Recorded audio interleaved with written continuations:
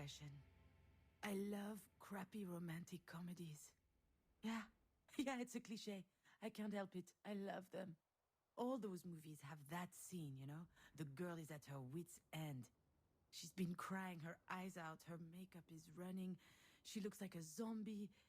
She's done. Which is when Ryan Gosling knocks on her door to coax her out.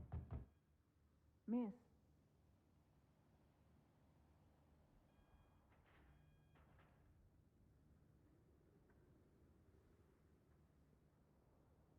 Ah, shit. That sounds nothing like Ryan Gosling. See, this is the problem with my life in a nutshell. It's not romantic, and it's certainly not a comedy. All right, where am I? What happened?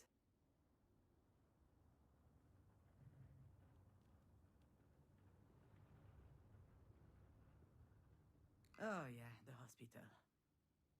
I felt woozy, and then really, really hot.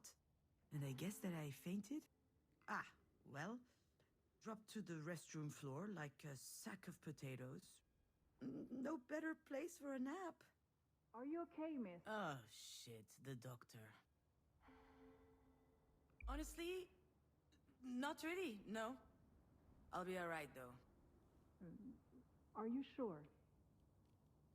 Aha, as if I could be sure of anything.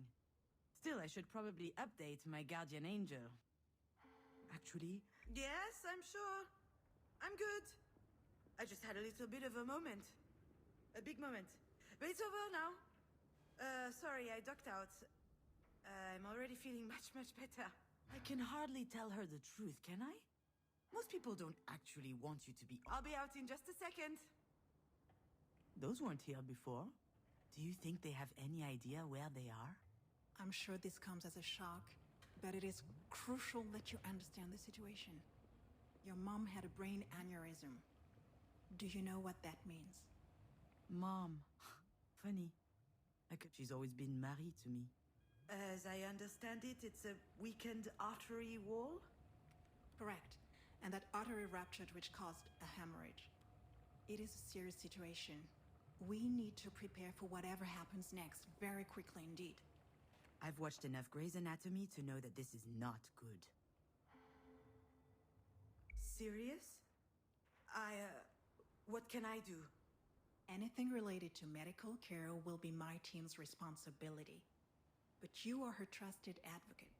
I'm sorry, you should be her aware. what now? Do you not remember? This is the reason we called you. We have your name and your number, which means that you signed the release. I have no idea what she's talking about. And since she is not able to express her will, it falls to you to speak on her behalf. But I presume you discussed that when you went through the process. So you must know that there are a number of options to consider. I don't believe it! She put my name on the form without asking me. She must have forged my signature. It's hardly a surprise. She's always done that kind of stuff. But I'm not making any important decisions. The phone call from the hospital, that was a surprise. I'd never have thought anything so serious would happen to her. Anyway, when she's back on her feet, she's going to have a good laugh about this. The idea of me deciding on her behalf. Although, that's just a figure of speech, huh? I can't remember the last time I saw Marie laugh. Actually, I do. When she read my first screenplay in high school. The passion with which she disregarded my work was always amazing to me. She almost died laughing that day. And the saddest part, she was right. It totally sucked. I'm sorry, Miss Fortin? Demange. I went back to my maiden name. I'm sorry, that wasn't in your file. Listen, I understand that this is all very sudden, but we don't have a lot of time. We need to focus. We do indeed. I'm sorry, it's just... It's okay. I understand. It's not an easy situation. Our major concern right now is the hemorrhage is spreading. There's the risk of a cerebral vasospasm. That is a complication which could severely affect her brain. Is she going to die? We're doing our best to make sure that doesn't happen. But there could be long-term consequences. This sort of event severely impacts the body, and mental functions may also be impaired. I need to know if you and your mother will be able to deal with that sort of complication. No, it can't be. Holy... What do you mean? To be completely frank, if we're able to pull your mother through this, there's only a small chance she'll be like she was before. Small? How small? Smaller than that. In all probability, she will never be quite the same. Some people would prefer not to keep living under such circumstances, but rather their medical care were geared more around letting go as gracefully as possible. What I need to know is, what would your mother want? I don't know how to answer that. Last time she told me she wanted something, it was...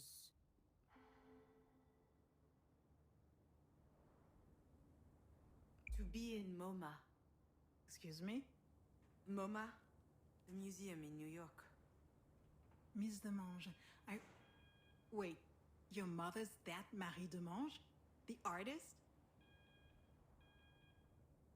Ah, there it is. Works every time. Once people figure out who Marie is, snap! Their whole demeanor changes. They feel like they know her somehow.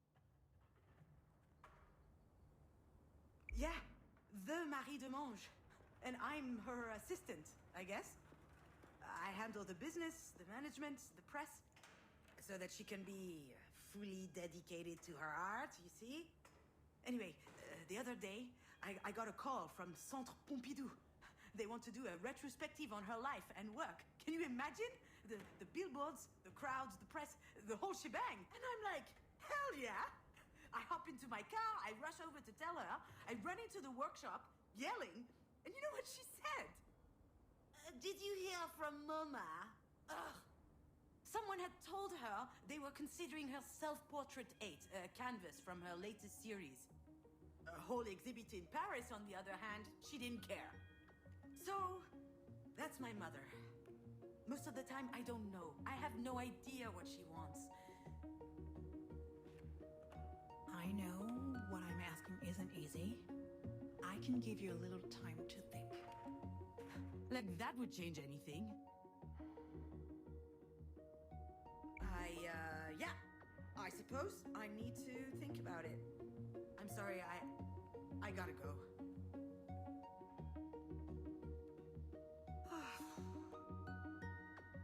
I know what she'd say. That I'm running away again.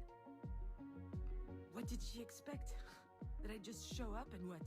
Decide whether she lives or she dies? I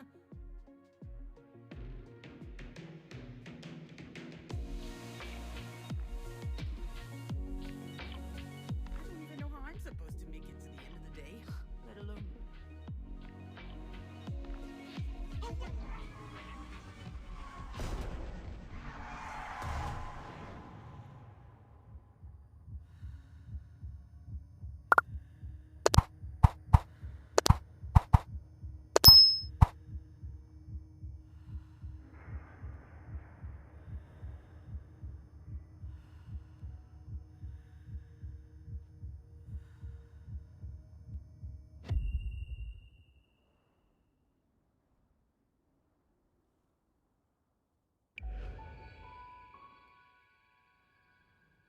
I remember, Diane and I found an injured bird in the backyard. It was tiny.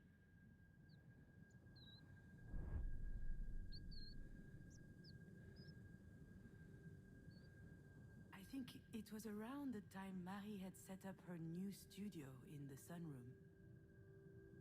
Now that I think of it, that was also my first experience with death. In fact, I also had a really weird dream that night. Something about that day always seemed off. I never figured out why. And why am I thinking about this now?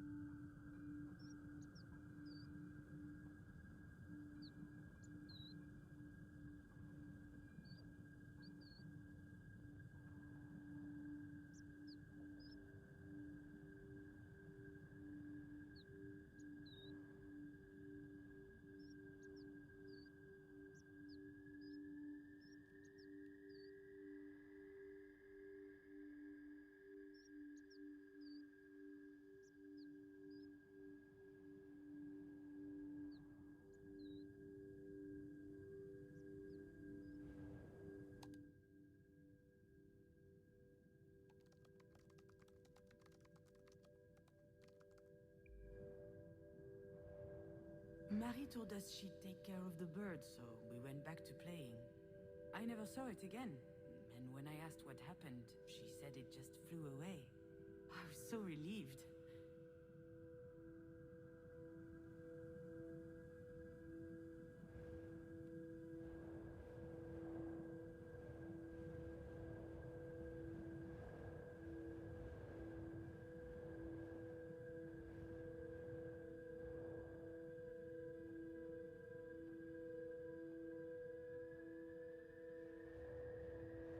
Do you recognize it? This is the mobile that Marie made. It's exquisite and delicate. I think I still have it in a box somewhere.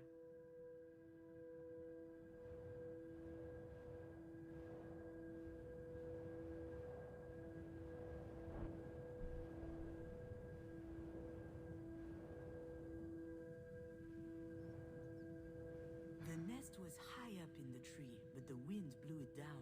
The bird was obviously young. It was a big fall. It must have been badly hurt. I didn't realize it at the time.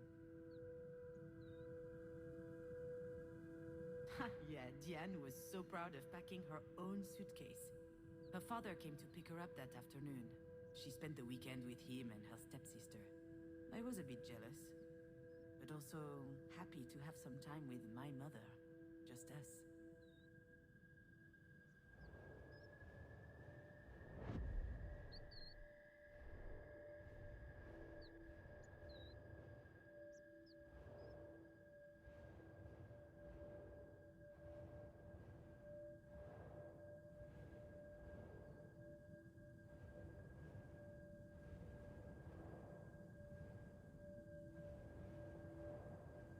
Back then, Marie wasn't very well known, but she was hardworking. She had just started a series on birds, actually. They were all over the house. She considered them a symbol, a postmodern symbol of anti-anthropic levity. Classic Marie.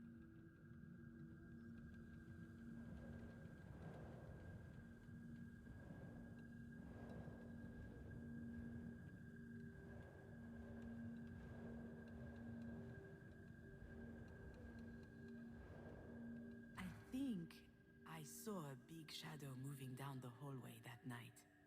I imagined a monster bird was visiting us. For a long time, I thought it was just a strange dream.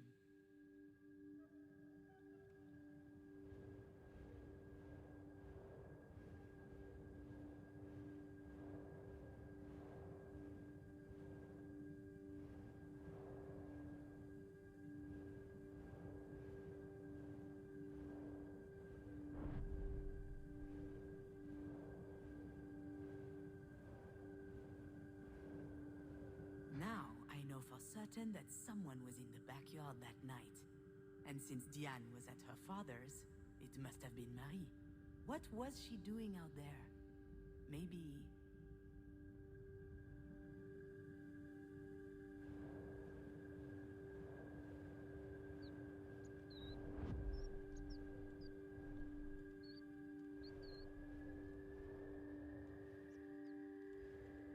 Marie was always quite passionate about birds.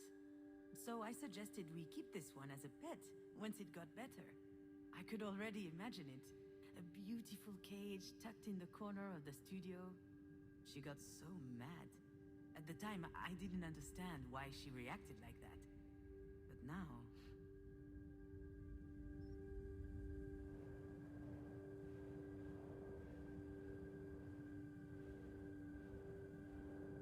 maybe Marie killed the bird. That's what she was doing out there in the middle of the night, burying it in secret. And it might sound strange, but I also understand why she did it.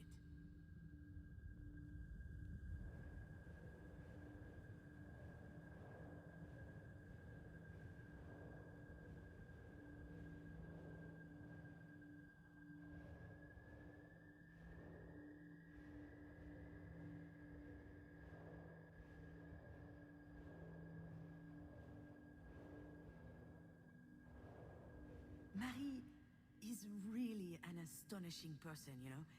She couldn't stand seeing the bird injured. She knew it would never recover. It was too weak. I remember she said, Not being able to fly, that's no life for a bird. She thought it would be better off dead. She could have just abandoned it, let things run their course. But I don't think she did. I think she killed it with her own hands. It sounds cruel, doesn't it? But that's just Marie. That's her outlook on life. She's all or nothing.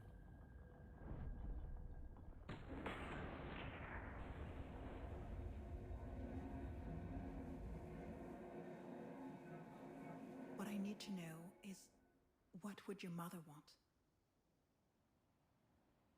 I'm not ducking out. Not this time. After all, isn't this what Marie wanted?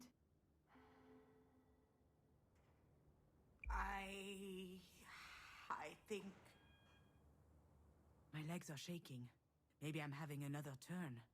I think I need a sugary drink. Understood. Do you need anything? Well, I need more coffee. But if I drink another one, my stomach's going to declare war on the rest of me. I just can't speak on my mom's behalf. One thing's for sure, she's a radical. She's all or nothing, all the time. I understand. It's hard to contemplate the idea of living with a disability. It's not that, not at all. If we were talking about me or someone else, I would say it's gonna be fine. You adapt, people do it all the time. They have to. Life's too important. I would say that. She wouldn't. I'm not sure that answers your question. She certainly comes across as rather forthright. You don't say. I've seen her on TV a couple of times. My father loves her. She's an extraordinary artist. In her interviews, she's so impressive, fierce even. It must be quite something to be the daughter of someone so talented. I've heard this one before. That's a polite way to say, it can't be easy to have a nutcase for a mother.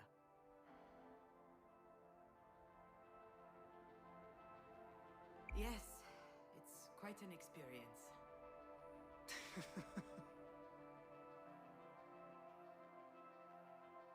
Doctor, do we know why? Why this happened? We were just having dinner last night. She was fine. There could be a lot of factors. Family history, hypertension, alcohol consumption. I did have a pretty severe hangover this morning. Even past trauma, like a historic head injury. It's hard to say right now. Ah. All right, Miss Demange, I'll give you time to think. Let's speak again in about 2 hours, if that works for you. Sounds good. Can I see her? Yes, of course. Let me find out her room number. I know what I have to do, what I should do.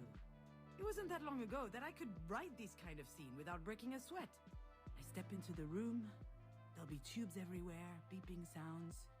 The audience will know that it's serious. Then I start bawling my eyes out. I collapse on my mom's bed, pouring out snot from my nose.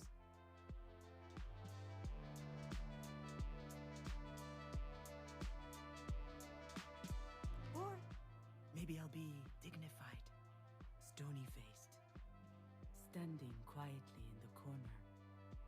Close up on my face, they'll see I'm suffering deep inside. A single tear rolls down my cheek.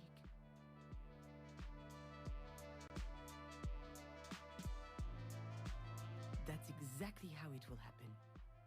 Or what should happen. There's just one problem.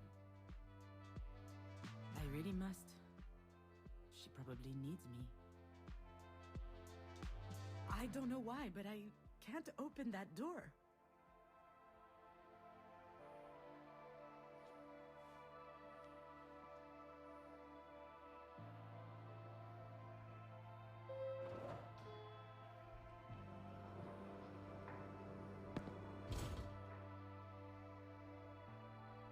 it's always stressful to share an elevator with a stranger. Still, it could be worse. Hey, June. I could have to share it with my sister. Okay, I'm kidding. We love each other.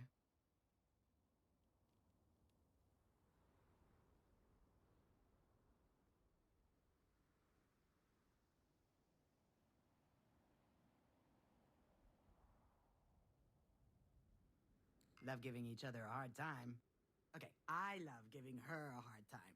For instance.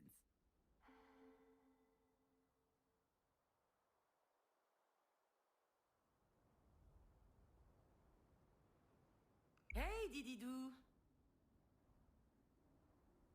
Nothing? I haven't eaten yet. My blood sugar's low, okay?